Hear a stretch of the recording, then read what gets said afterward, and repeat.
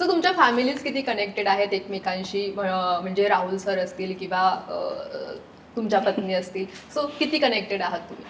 तसं थोडं वेडेपण चौघांमध्ये असल्यामुळे फक्त वेगवेगळं वेडेपण आहे चौघांमध्ये, त्यामुळे फारशी अशी काय म्हणतात त्या, कधी कधी काय होतं आपण बोलून मित्र होतो, कधी कधी बिहेवियरमुळं मित्र होतो आपण, की हां इसके साथ बन सकती है, की मी शांत किती बसू शकतो एखाद्या माणसाबरोबर, ते फार महत्त्वाचं असतं. बोलू तर कितीही शकतो, की तू बसू किती वेळ शांत बसू शकतो, तर तो कम्फर्ट असावा लागतो ना. मी आणि ही समजा बसलोय, किंवा मी आणि माझी बायको खूप बोलतच नाही कधी, पण आम्ही चौघं असं शांत बसू शकलो जेव्हा, तेव्हा आम्हाला ते जाणवलं की ओके, प्रत्येक जण आपापलं काहीतरी करतंय आणि प्रत्येक जण एकमेकांची केअर करतो, हे आम्हाला एक जाणवलं तेव्हा.